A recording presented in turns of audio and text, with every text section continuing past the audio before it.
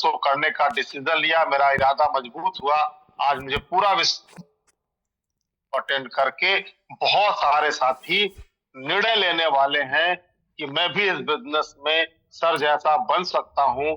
But आपसे request वही है कि पूरा जब तक सर अपनी बात को कहते हैं, आप सबका ध्यान सर की स्टोरी पर हो, सर की तरफ हो। तो मैं चाहूंगा कि आज आप ही होस्ट हैं विवेक कोहली साहब, तो आप ही सर को इनवाइट करें। आदरणीय नलिन विलोचन सर को आप ही इनवाइट करें। जोरदार वेलकम के बीच में ज्यादा समय हम लोग ना लें। जी बिल्कुल। तो बिल्कुल साथियों, अभी लगभग 100 साथियों की संख्या रह गई है। पोर्टल 1000 का पोर्टल है, तो अभी भी आप कॉल कर सकते हैं, क्योंकि बहुत ही शानदार, मैंने इनका सर का बड़ा नाम सुना हुआ है। सर अपनी स्टोरी के माध्यम से हमारे अंदर जो आता ना कि जैसे हम कंफर्ट जोन में चले जाते हैं, हम आगे नहीं बढ़ पाते, हम सोचते हैं कि सब ठीक ठाक चल रहा है, चलो कोई बात नहीं, वो सारे बैरियर आज सर तोड़ने वाले हैं। वो जितने भी हमारे लॉक्स है ना, मेंटल लॉक्स, वो सब आज टूटेंगे। तो आप देखें कि आपकी टीम में से कौन सा ऐसा साथी है जिसको आपने रॉयल्टी टेक्निकल पर लेके जाना है, लेकिन वो भी मौजूद नहीं है, उसको प्लीज कॉल करें, क्योंकि आज का शानदार जबरदस्त सेशन होने वाला है। तो मैं चाहता हूं कि आपका कोई साथी छूटे ना, और एक ऐसा पर्सन अगर यहाँ से एक डिसीजन लेके आगे बढ़ता है, तो यहाँ आज का जो सेमिनार वेबिनार है वो कामयाब हो जाएगा। तो मैं बड़े आदर और सम्मान के साथ सर को आपके बीच में इनवाइट करने जा रहा हूँ। एक ऐसे शख्स जिन्होंने बहुत संघर्ष देखा, एक ऐसे शख्स जिनकी कहानी इतनी मार्मिक है कि आप हैरान रह जाओगे कि इस पोजीशन पे जाके भी पर्सन कोई इतना बड़ा डिसीजन लेके काम कर सकता है। तो आप सभी तैयार हो जाएं, और मैं एक और रिक्वेस्ट करूंगा कि जल्दी से आप अपनी वीडियो ऑन कर लें सर, क्योंकि जब तक आप इनकी बातचीत में डूबेंगे नहीं, उनको अपने दिल तक अंदर तक नहीं जाने देंगे, तब तक बात नहीं बनेगी। अब वीडियो आपका ऑफ है, आपका ध्यान कहीं और भटक गया, तो जो ड्रॉप आपके अंदर जाने वाला था वो निकल जाएगा। तो प्लीज सबसे रिक्वेस्ट है कि जितने भी साथी अगर आप आ गए हो, तो आप अपना वीडियो जरूर ऑन कर लें। आज चमत्कार होने वाला है बहुत सारे साथियों की जिंदगी में। तो आप सबकी जोरदार तालियों के बीच में, वार्म वेलकम के बीच में, बड़े आदर और सम्मान के साथ मैं स्वागत करता हूं N Lochan sir. Please welcome sir. Welcome sir. जी स्वागत है सर। बहुत बहुत धन्यवाद आदरणीय पाठक सर, हमारे रिस्पेक्टेड कोहली सर। मैं तो समझ रहा था कि विराट कोहली किधर से आ गए, क्योंकि विवेक और विराट दोनों में ही भी लगता है, और कोहली सरनेम बिल्कुल सेम है। तो मैं समझता हूं कि आरसीएम के विराट कोहली हमारे सर जरूर साबित होंगे और मेरी गुड विशेज आपको, शुभकामनाएं ढेर सारी। मैं आदरणीय श्री पाठक सर के लिए भी कुछ बोलूंगा कि उन्होंने मेरे को फोन करके थोड़े से मेरे को गाइड किया कि मैंने क्या बात करनी है। उन्होंने जरूर कहा कि स्टोरी जरूर होनी ही चाहिए। तो बहुत सारे लोग मेरे को पहली बार सुन रहे होंगे, आप सभी लोगों को मेरी शुभकामनाएं। आपके बहुत ही अच्छे भविष्य की ढेर सारी शुभकामनाएं इस नए वर्ष पर। स्वस्थ रहिए, प्रसन्न रहिए, जीवन के कर्तव्य पथ पर आगे बढ़ते रहिए। फिलहाल मैं अभी आपके बीच आया हूं, कुछ देने लेने नहीं आया हूं। मैं वैसा व्यवसायी नहीं हूं कि जेब में कुछ रखूं और बेचूं। मैं तो सिर्फ न सिखाने आया न बताने आया। उतना विद्वान भी नहीं हूं कि मैं आपको कुछ सिखा सकूं, लेकिन आपकी जो विल पावर है, जो इच्छा शक्ति है, जिसको सेल्फ कॉन्फिडेंस भी हम कह सकते हैं, मैं इसको 1% जरूर आज अपग्रेड करूंगा। मैं सिर्फ आपके आत्मविश्वास को ही जगाने आया हूं, क्योंकि इंसान की सबसे बड़ी पूंजी यही होती है। लोग संसाधनों की वजह से कुछ नहीं करेंगे। बहुत बड़े बड़े बाप के बेटे को भी हमने यूं समय बिताते देखा है, उन्होंने कुछ नहीं किया। तो संसाधनों की वजह से या फिर बहुत बड़े बड़े बैकअप की वजह से इंसान कुछ नहीं कर पाते, लेकिन अगर उनके अंदर एक सेल्फ कॉन्फिडेंस डेवलप हो गई, तो वो कहीं भी रहे, कितना ही नीचे रहे, वो बड़े काम कर सकते हैं। वैसे भी नेपोलियन कहते हैं कि जिसके अंदर आत्मविश्वास नहीं होते वो कभी ऊपर उठ नहीं सकते, और जिनके अंदर आत्मविश्वास होते हैं उन्हें ऊपर उठने से कोई रोक नहीं सकते। तो एक इसी का खेल है आरसीएम या फिर आपके जीवन की कामयाबी। मैं समझता हूं बस इसी का खेल है कि आप किसी भी काम को कितना प्यार करते हैं, कितनी प्रायोरिटी देते हैं, और कितना आत्मविश्वास और कितने आत्मबल से आप उस बिजनेस को करते हैं। फिलहाल मैं अपने साथियों को कहना चाहता हूं, अपनी इंट्रोडक्शन देता हूं। सबसे पहले तो धन्यवाद देता हूं पाठक सर को, कोहली सर को, और एक बड़ा सा धन्यवाद आदरणीय सिंह साहब को, डीके सिंह साहब को, जिन्होंने शायद महीनों पहले उन्होंने 6 जनवरी की डेटिंग मेरे से फाइनल की थी, और उनको मैं धन्यवाद इसलिए भी देता हूं कि इतनी अच्छी एक्साइटिंग टीम से मिलने का उन्होंने मेरे को अवसर दिया। मैं एन विलोचन हूं, मूल तो बिहार से ही हूं, लेकिन पिछले 20-22 वर्षों से लगभग मैं झारखंड में हूं। मैंने स्टेट बदल लिया है। अब मेरे पास जो भी पहचान पत्र झारखंड की ही है। हालांकि मैं अपने पैतृक घर में जाता हूं, बिहार जाता हूं, आता हूं, लेकिन परमानेंट रहना हमारा धनबाद झारखंड का एक शहर है, वहीं होता है। थोड़े से मैं पीछे जाना चाहता हूं, क्योंकि आरसीएम करने वाले बहुत अलग अलग तबके या फिर अलग अलग बैकग्राउंड से होते हैं। कुछ लोग फाइनेंशियली बहुत ही वीक होते हैं, शायद वो समझते हैं कि मेरे से आरसीएम नहीं हो सकता।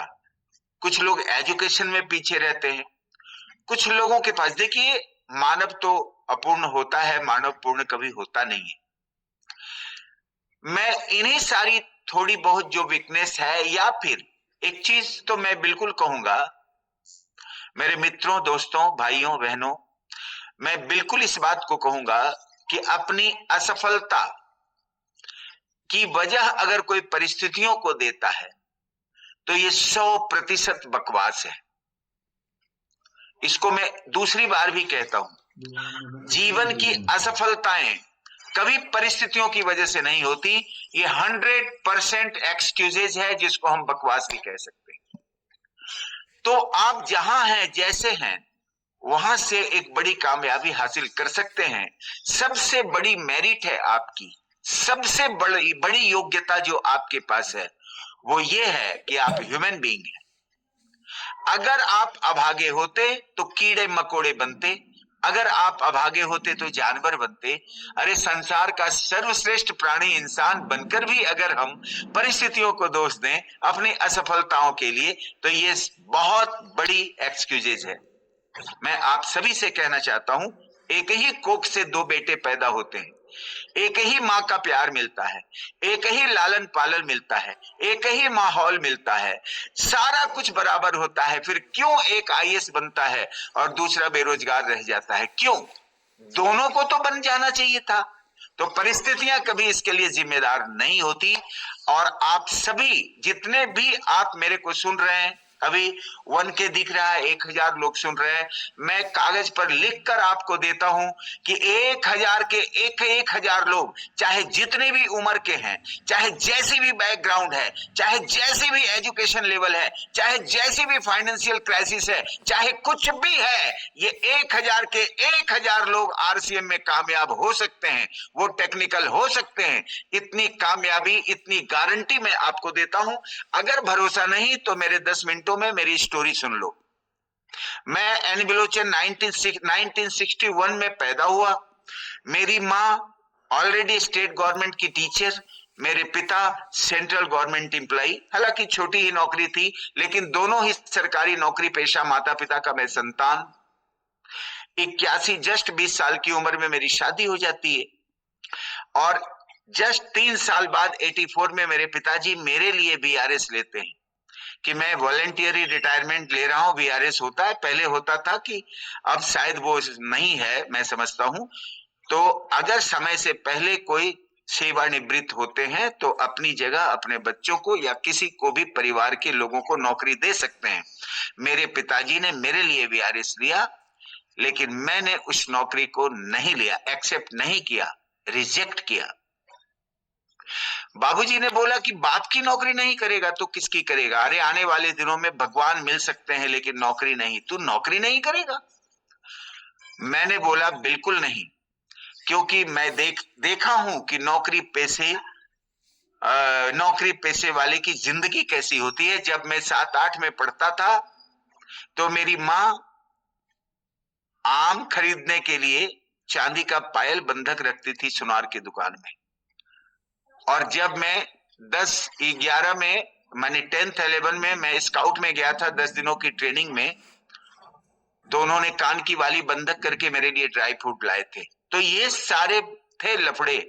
और आप एक बहुत ही अच्छे लीडर को जानते होंगे, अभी अभी बिना सीजन के, सीजन कहते हैं आरसीएम में सितंबर और मार्च को, बिना सीजन के आदरणीय सर ने, जो हमारे ग्रेट अपलाइन हैं, मैं उनको प्रणाम करता हूं, आदरणीय श्री राकेश शर्मा गौतम, उन्होंने स्टार सफायर की पिन ली है, वो मेरे बहुत ही फेवरेट है।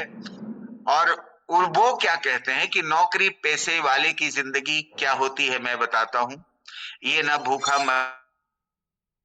करने देगी, ये ना तरक्की करने देगी। ऐसे ही तो अब हमारे पाठक सर ये ना सोचे कि मैं उनको जितने भी नौकरी पेशे से जुड़े लोग हैं सबका सम्मान है, क्योंकि ये कहना है इसलिए मैं कह रहा हूं। मैं भी मेरे भी पेरेंट्स जॉब में रहे हैं, तो उन्होंने ऐसा ही कहा था। अभी तो खैर बहुत 7वां-8वां वेतन आयोग, कुछ अच्छे पैसे मिल जाते हैं, लेकिन आप जरा कैलकुलेट करके देखिए सोने की कीमत क्या है और सैलरी क्या है। तो वो सब मैं उधर नहीं जाना चाहता, लेकिन मैं ये बात कहना चाहता हूं, आदरणीय श्री राकेश सर ने एक मीटिंग में ये कहा था, और मैं आपको दोहराता हूं उनके शब्द, कि हर व्यक्ति के जीवन में महीने के 4 हफ्ते होते हैं, और नौकरी पेशे वालों के भी जीवन में 4 हफ्ते होते हैं महीने के। जब सैलरी मिलती है पहला महीना तो खुशी खुशी, पहला हफ्ता खुशी खुशी, दूसरा हफ्ता राजी खुशी, तीसरा हफ्ता मियां बीवी में रस्सा कसी, और चौथा हफ्ता जब सारे खर्चे हो गए तो फाका कसी। देना शर्मा 2000, मैं वेतन मिलते ही दे दूंगा, देना वर्मा 1, ऐसे ही चलता है।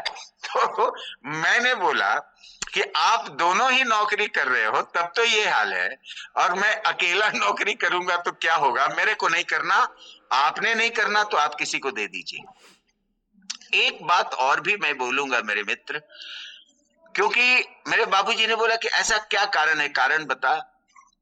तो मैंने एक बात जरूर कहा था कि अभी तो आप बड़े प्यार से नौकरी मेरे को दे रहे हैं, जॉब दे रहे हैं, लेकिन कभी अगर नाराज होंगे आप मेरे से तो ये भी कहने से नहीं चूकेंगे कि इस नालायक को अगर मैंने नौकरी न दी होती तो ये भीख मांग रहा होता, या फिर क्या कर रहा होता। मैं किसी की दया पर जिंदगी नहीं जीना चाहता, मैं अपने पुरुषार्थ से कुछ करना चाहता हूं।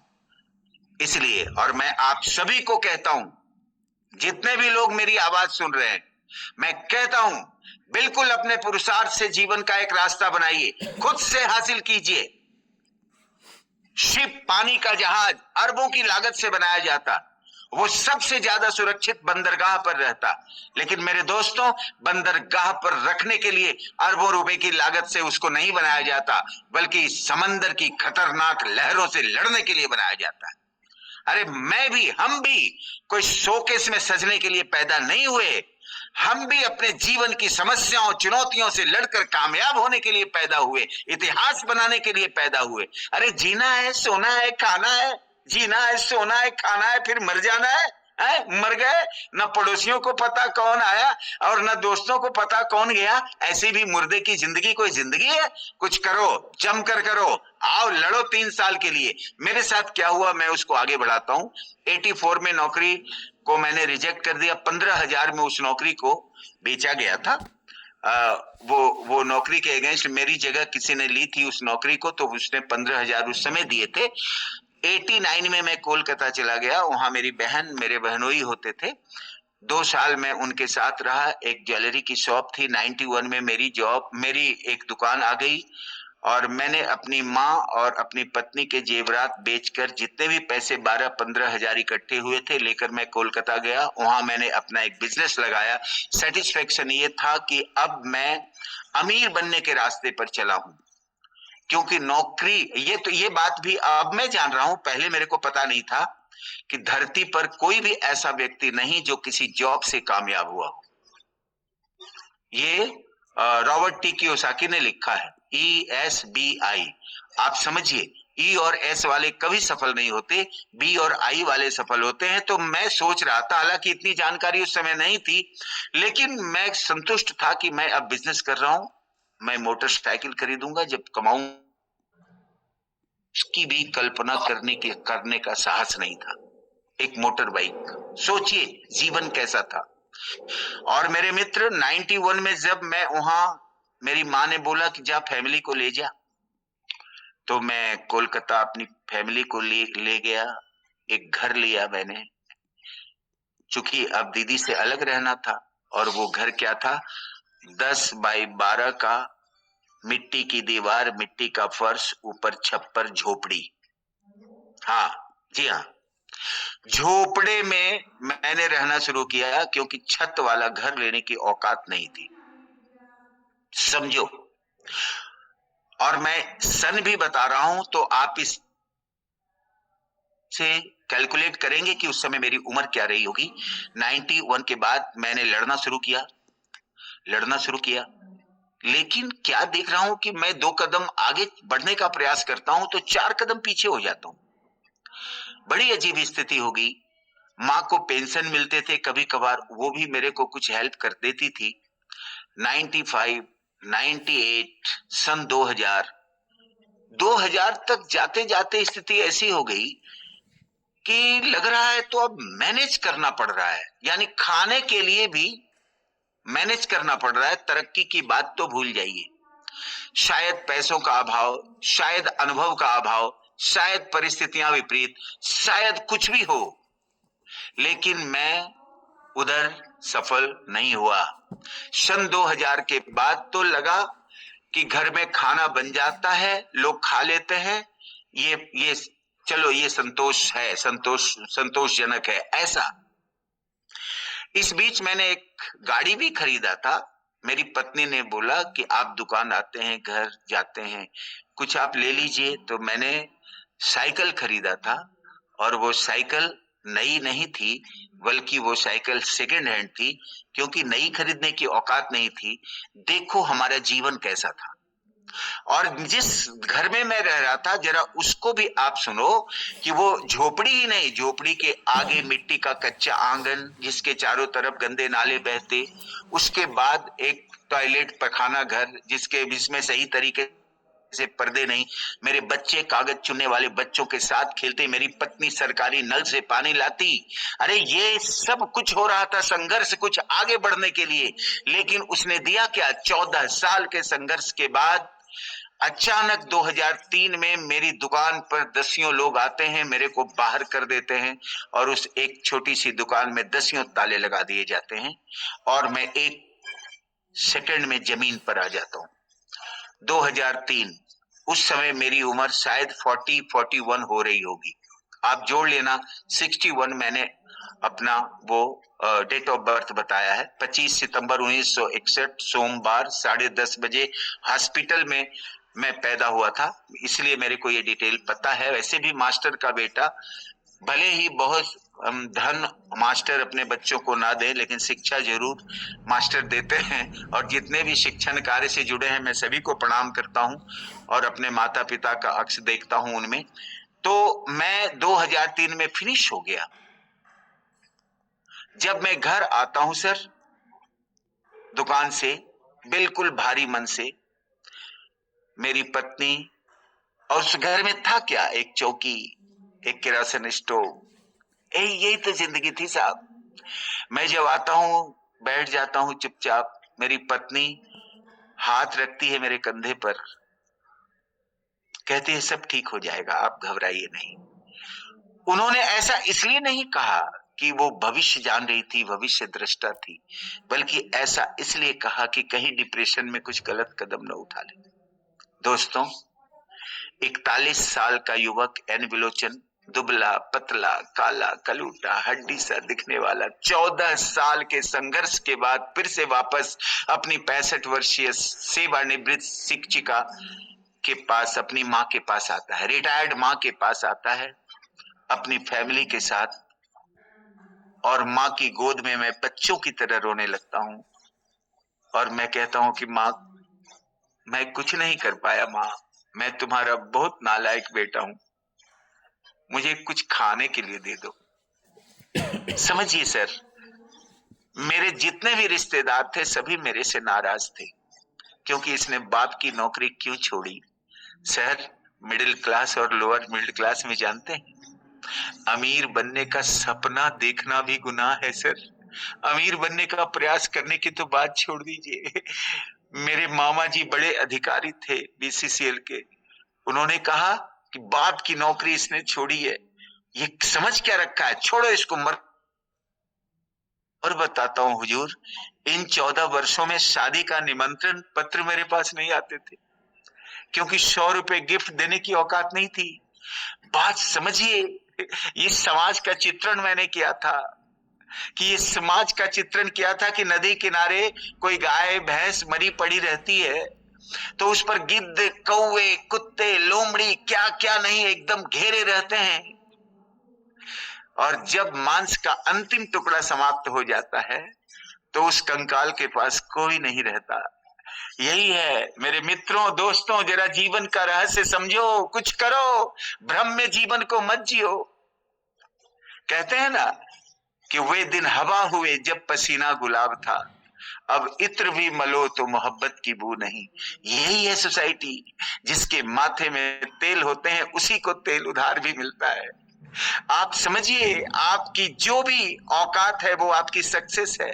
मैं माँ की गोद में रोने लगा था सर आकर, मेरी माँ ने मेरे माथे पर हाथ रखा और कहा कि बेटा मैं हूं ना, और तू आ गया, यही बहुत बड़ी बात है, तू रो मत, चिंता मत कर। दूसरे ही दिन किसी लड़के ने, जो मेरे से 15 साल छोटा था, दूर के रिश्ते में लगने वाला एक भाई है मेरा, उसने मेरे को आरसीएम बताया उसी दौरान, दूसरे दिन। हाँ, उससे पहले एक चीज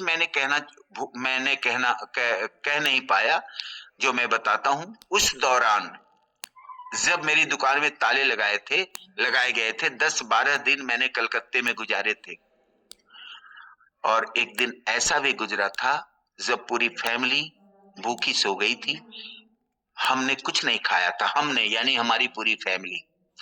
उम्र 41 साल और स्थिति ऐसी कि भूखा सोना पड़ा।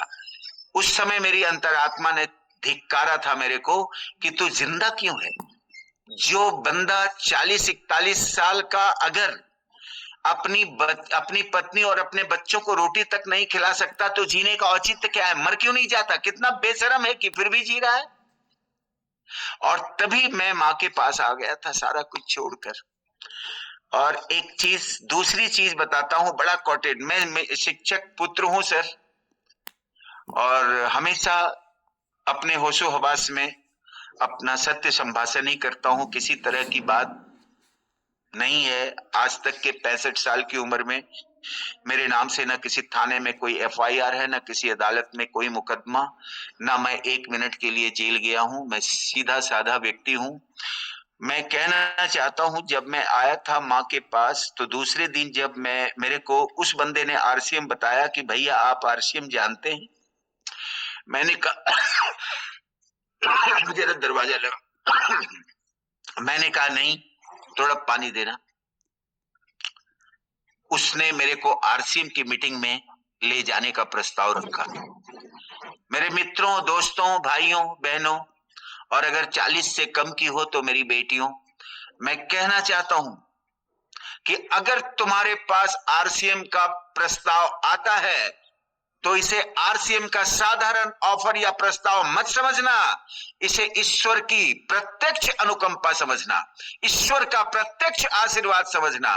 तुम मेरे को देखो, रखो जी।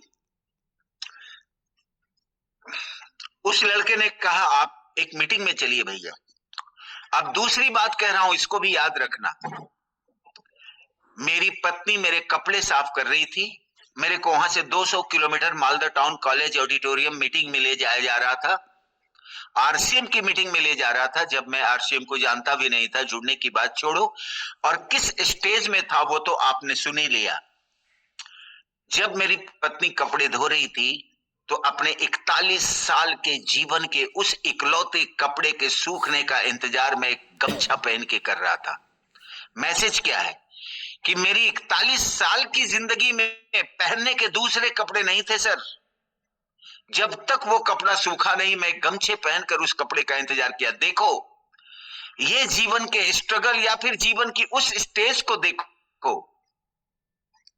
मैं कहता हूं कितना भी गरीब लोग होंगे तो एक कपड़ा तो जरूर पहनने का होता होगा उनके घर में, और एक रोटी भी खाने के लिए होती होगी घर में। मेरे पास ये दोनों नहीं थे। और मैं उस मीटिंग में गया और देखो ना, लैपटॉप का चार्ज खत्म हो रहा है, गोई राम जरा इसमें लगा दो। मैं उस मीटिंग में गया। मीटिंग में जाने के बाद वो शानदार मीटिंग थी, मेरे जीवन की पहली मीटिंग थी। और उस मीटिंग को लेने वाले लीडर थे कौन? वो थे grandfather of the system and God father हमारे, और उनका नाम आदरणीय respected Shri Bhagchand Chhabra sir, BC Chhabra sir जिनको कहा जाता है। वो उस मीटिंग में थे और वो 7 घंटे की मैराथन मीटिंग चली थी। प्रथम 3 घंटे मैं रोता रहा था। मेरे जीवन के दर्द आंसू बनकर बाहर आते रहे थे।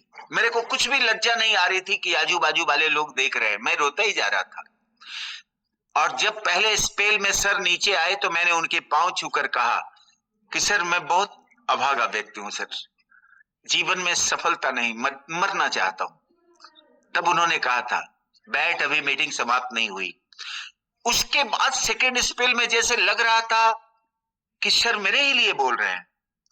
उन्होंने बोला कि तू मरने की बात करता है, अरे तेरी जिंदगी में कामयाबी नहीं, कामयाबी की बाढ़ आने वाली है, तू मरने की बात करता है। कौन कहता है कि तू अभागा है? तू अभागा होता तब जब जानवर और कीड़े मकोड़े बनता। तू तो संसार का सर्वश्रेष्ठ प्राणी इंसान है, फिर तू क्यों अपने को अभागा कहता है? वो पत्थर पानी बन जाता है मानव जब जोर लगाता है।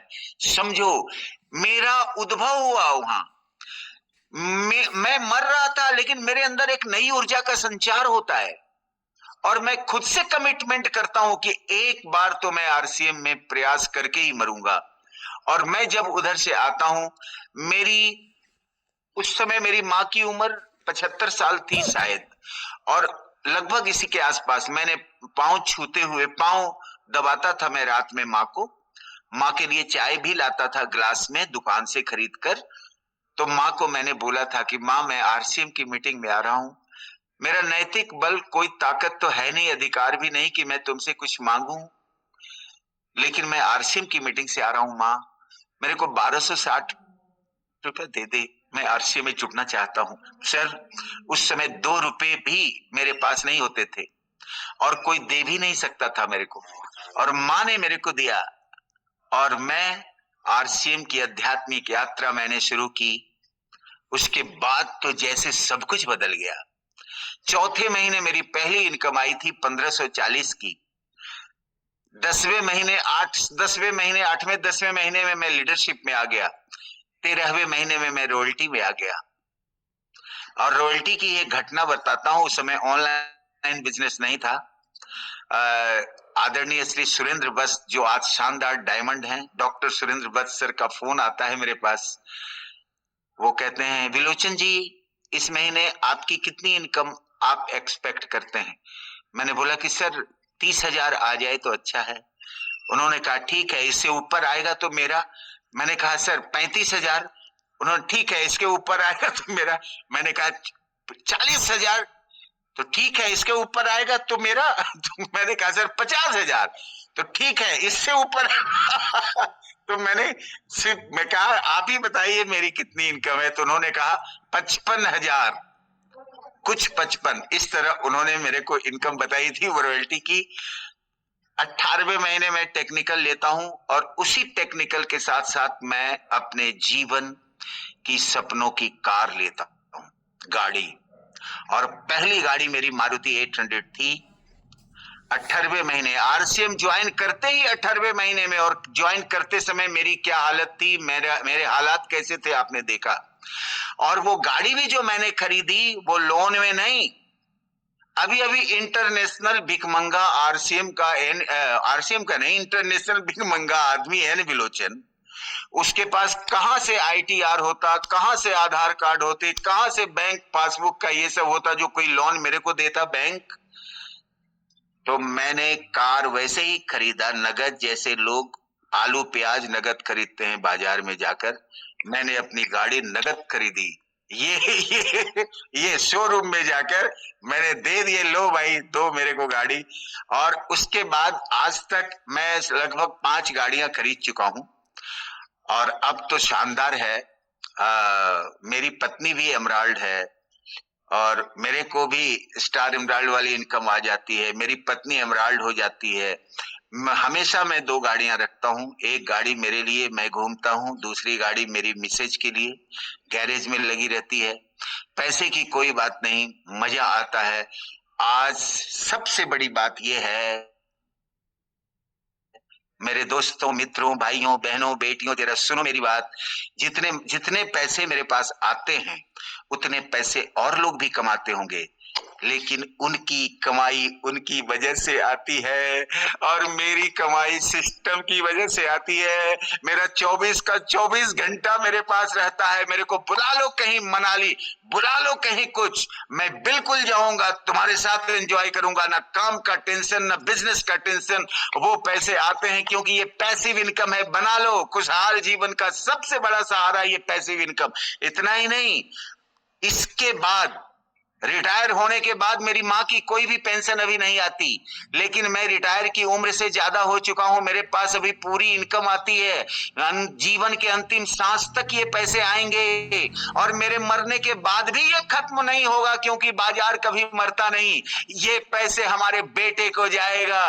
बेटा जब तक जिएगा बाप को याद करता रहेगा कि मेरे पास जो भी आ रहा है बाप की वजह से आ रहा है। अरे क्या है, समझो इस बिजनेस को। अपने जज्बात में एक बरकेत पा रखता हूं, दिल का सच्चा हूं, मोहब्बत की जुबा रखता हूं। ढलती सूरज की हंसी तुम न उड़ायो यारो, लाख बूढ़ा हूं इरादे तो जबा रखता हूं। देखो ये बिजनेस आप अगर बूढ़े भी हैं तो फिर से जवानी आती है, रिवर्स गियर में जिंदगी चलती है।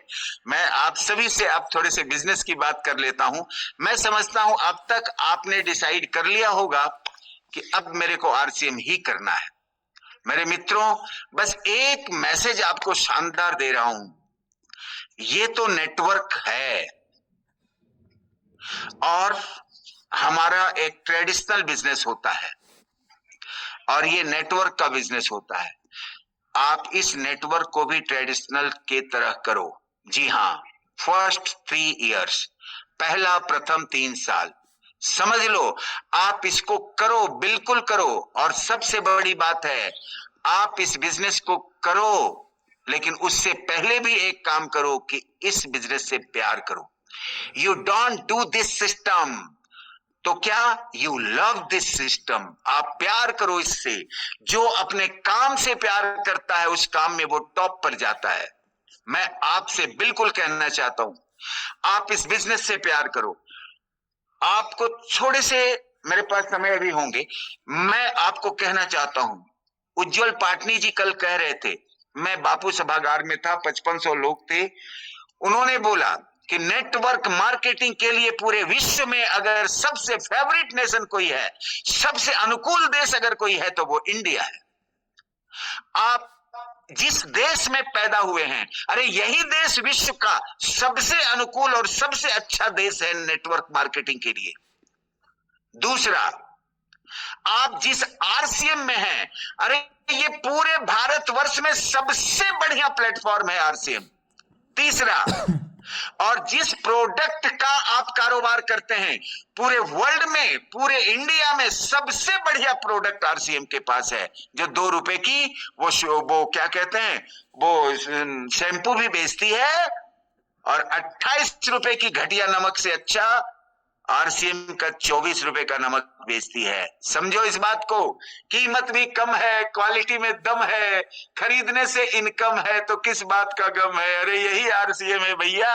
अगर इसमें मैं तो बिल्कुल बोलता हूं, जो आरसीएम में सफल नहीं हो सकते, उनको कुछ भी नहीं, जाके अरब सागर में छलांग लगा देना चाहिए। उनसे और कोई काम होएगा ही नहीं। खाना है, बताना है, और इसमें भी घबराना है। अरे जहां आजमगढ़ में आप रहते हैं, या आप कन्नौज में रहते हैं, या आप यूपी में किसी भी जगह रहते, बिहार में रहते, झारखंड में रहते, पूरे भारतवर्ष में कितने ऐसे लोग हैं जो न खाते हैं, न पहनते हैं, हवा पी के रहते हैं। ऐसे कोई है? तो हमारा बिजनेस तो हर जगह चलेगा। बस पावर है, कॉन्फिडेंस लेवल आपके अंदर कितना। एक बात और भी मैं बोलना चाहूंगा आपको माय डियर, देखो, मेरे को नमक बेचना नहीं है, मेरे को साबुन बेचना नहीं है। क्यों? क्योंकि नमक पहले से ही लोग खा रहे हैं, साबुन पहले से ही लोग लगा रहे हैं, तो मेरे को करना क्या है? सिर्फ ब्रांड बदलवाना है। हाय हाय हाय, ब्रांड बदलवा दो, काम हो गया। अगर हम 400-500 के घरों के ब्रांड बदलवा लें, तो हमारे संतोष पाठक सर मुस्कुरा रहे हैं, तो मैं कहता हूं ये वाला लेवल, क्या बात करते हैं, कितना बड़ा कुछ हो सकता है, समझ रहे हैं आप। एक चीज और मैं कहना चाहता हूं, इंडिया में बहुत बड़ा विस्फोट होने वाला है आरसीएम के प्लेटफॉर्म पर। तैयार रहिए, बिल्कुल तैयार रहिए। और मैं आप सभी से आग्रह करता हूं, आप सभी से मैं निवेदन की बात छोड़ो, मैं चुनौती देता हूं, ललकारता हूं कि अगर जिगरा है तो आओ आरसीएम में कुछ बड़ा करके दिखाओ। और ये बड़ा कर सकते हैं आप, और नहीं करते हैं तो सिर्फ आपके विल की कमजोरी है, इच्छा शक्ति की कमजोरी है। बाकी सारी चीजें आपके पास बराबर है, जितना किसी हमारे पास है, जितना संतोष पाठक सर के पास है, जितना आदरणीय विवेक कोहली और राकेश शर्मा सर, डीके सिंह और आदरणीय श्री सुरेंद्र वत्स सर, वो आपके पास भी है। सिर्फ विल पैदा कीजिए, इच्छा शक्ति को बढ़ाइए, और इस बिजनेस को जबरदस्त तरीके से कीजिए।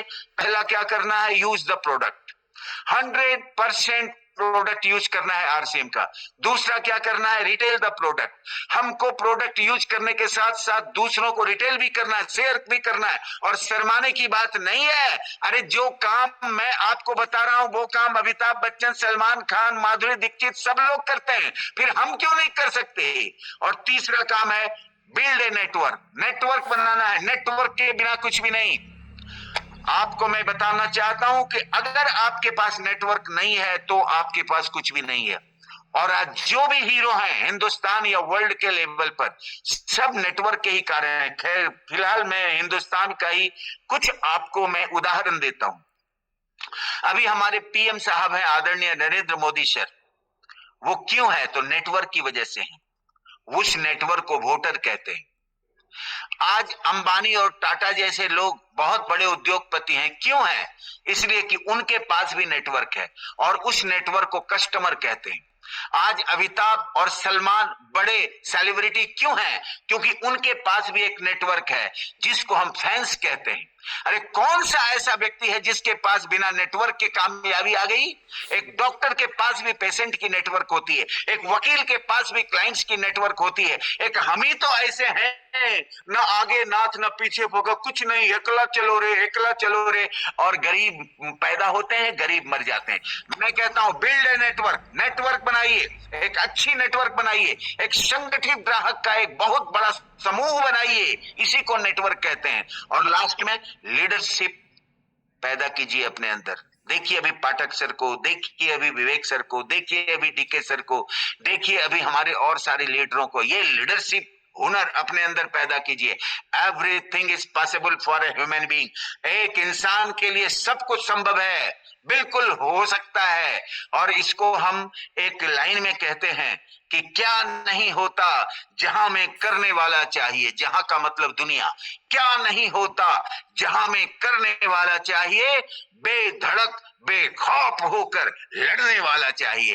एकदम लड़ो, सब कुछ हो सकता है। मेरा समय चूंकि हो रहा है 8:50, मैं किसी चीज का अतिक्रमण करता नहीं, इसलिए मैं आज समय का भी अतिक्रमण नहीं करूंगा। लेकिन मैं जितने भी सुनने वाले हमारे लोग हैं, मैं सबको कहना चाहता हूं कि आपके जीवन में एक बड़ी कामयाबी निश्चित है। हस्ताक्षर करिए, उस पर काम करना शुरू कीजिए। एक बंदा, जरा सा समझिएगा, आप 2-4 लोगों के पास जाते हैं और आप प्लान बताते हैं और उसने रिजेक्ट कर दिया और आपकी कॉन्फिडेंस लेवल लूज हो गई, ये कौन सी बात है? एक मोटरसाइकिल का शोरूम करोड़ों रुपए की लागत से बनता है और एक बाइक बिकने के लिए 37 ग्राहक जाते हैं, जिसमें एक बाइक मिलता है, बिकता है, 36 लोग रिजेक्ट करते हैं। तो क्या वो बाइक का शोरूम बंद कर देता है? एक कार का शोरूम बनाने के लिए 10-20 करोड़ रुपए लगते हैं और 87 ग्राहक पर एक ग्राहक कार खरीदता है, तो 86 लोगों ने रिजेक्ट कर दिया, तो क्या कार का शोरूम वो बंद कर देता है? अरे महिलाएं साड़ी खरीदने दुकान पर जाती है, सैकड़ों साड़ियां देखती है, कितने तो खरीदती भी नहीं, क्या वो साड़ी की दुकान बंद हो जाती है? जबकि सबको चाय नाश्ता भी लोग कराते हैं, करोड़ों रुपया लगाते हैं, मेहनत करते हैं, फिर भी उसको रिजेक्शन मिलता है। लेकिन जरा दिल पर हाथ रख के सोचिए कि हम आरसीएम का मार्केटिंग प्लान 10 लोगों को दिखाते हैं, तो बोलिए सर कितनी ज्वाइनिंग आती है? बोलिए, आप में से कुछ लोग बोलिए, जो अनम्यूट हैं बोलिए, ईमानदारी से बोलिए कि बिल्कुल सही, बिल्कुल सही। अब देखिए कि दूसरे की तुलना में हमारी बिजनेस कितनी अच्छी है कि वो 87 में एक बेचता है, कोई 37 में एक बेचता है और हम 10 में 6 क्या बात है। तो हम आरसीएम नहीं करेंगे तो फिर क्या करेंगे? इसलिए जबरदस्त तरीके से आरसीएम कीजिए। एक चीज और बोलूंगा, थोड़ा न्यूट्रिशन पर ज्यादा फोकस कीजिए, क्योंकि हम तो यहाँ बीबी के लिए ही आए हैं। सब प्रोडक्ट बेचिए, मैं किन्हीं से कोई पार्शलिटी नहीं कर रहा हूं, लेकिन न्यूट्रिशन पर फोकस कीजिए। भाई साहब, एक बतिया हमारी सुन लीजिए, नीमक दूसरी जगह भी मिल सकता है, तेल दूसरी जगह भी मिल सकता है, कुछ ऊपर नीचे और भी चीजें दूसरे तरफ भी मिल सकती है, लेकिन न्यूट्री चार्ज और गुड डॉट कहीं दूसरी जगह नहीं मिलेगा। वो जब मिलेगा तो आरसीएम में मिलेगा। थोड़ा ध्यान दीजिए, न्यूट्रिशन पर काम कीजिए। अभी तो 85% न्यूट्रिशन का एकदम 6,000 में 5,000 बीबी हो जा रहा है, तो फिर इस पर काम कीजिए, मजा आएगा और पूरा झोंक दीजिए सारा, एकदम लगा दो आग पानी में। अगर तू मर्तवा चाहे कि दाना खाक में मुलकर गुले गुलजार होता है। एकदम एक बीज जब धरती में समाता है तभी एक वृक्ष का उद्भव होता है, और परिवार को खुशहाल रखने के लिए एक व्यक्ति को कुर्बान होना ही पड़ता है। मैं इस लाइन को दूसरी बार भी बोलना चाहता हूं कि एक परिवार को खुशहाल रखने के लिए एक व्यक्ति को कुर्बान होना ही पड़ता है।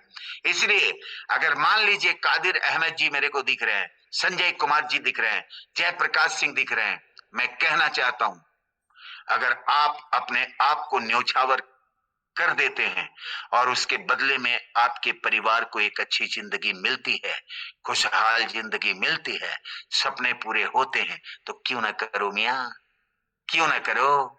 आखिर यही तो सबसे बड़ी टेंशन है जो आपकी दूर हो रही है, क्यों नहीं करिए। अंत में एक कहानी से अपनी बातचीत समाप्त करता हूं। मैंने कुछ पॉइंट को टच किए हैं, और अभी तो गुरुकुल में जरूर आइए सुबह, और शाम सुबह की मीटिंग तो आपकी और भी होती है जो मेरे को पता है। बिल्कुल आइए, जूम को कभी भी क्या कहते हैं उसको ढीले से मत लीजिए। आदरणीय सर स्वास्थ्य क्रांति 100-50-25, और तीसरा पवित्र एवं नए भारत का निर्माण अपने इस सिस्टम से, ये बहुत ही बढ़िया है। मैं एक आपसे बोलना चाहता हूं कि इसकी जो मैंने ये 3 पॉइंट बोले हैं वो पाठक सर और कोहली सर भी समझा देंगे आपको, सिंह साहब भी समझाएंगे, और जूम पर बराबर बातचीत होती रहती है। मैं आपसे लास्ट में एक कहानी कहना चाहता हूं कि देखिए ये परिवार का न्योछावर का मतलब क्या है। अभी टीचर हैं या फिर आप कोई भी जॉब करते हैं तो आपकी पूरी दिनचर्या उस जॉब को लेकर ही होती है, उस जॉब को छोड़कर नहीं। और पूरे परिवार का रूटीन जो बनता है वो आपकी जॉब को देखते हुए बनता है। एक व्यक्ति 12 बजे रात में जाता है, 8 बजे दिन में आता है, वो न्योछावर ही तो है। एक व्यक्ति अपने स्टेट से दूसरे स्टेट में जाता है, पत्नी बच्चे रिलेटिव को छोड़ता है, वो न्योछावर ही तो है। एक व्यक्ति Dubai, Abu Dhabi, America, Australia चला जाता है रुपए कमाने के लिए, वो तो और सबको छोड़ देता है, वो न्योछावर ही तो है। मैं आप सभी से कहना चाहता हूं, देश में अपने लोगों के बीच रहकर अगर हम लाखों की इनकम, मान सम्मान और सिक्योरिटी हासिल करते हैं तो क्यों ना इसमें हम सारी ताकत लगा दें। और एक कहानी मेरी सुनो। एक परिवार है, साधारण परिवार, वेरी गुड, एक साधारण परिवार है और उस परिवार का मुखिया, एक कंपनी ने ऑफर दिया कि अगर तू 100 कार बेच दे तो मैं तुम्हें नया घर दूंगा, मैं तुम्हें एक अच्छी गाड़ी दूंगा और तुम्हारी सैलरी भी डबल कर दूंगा।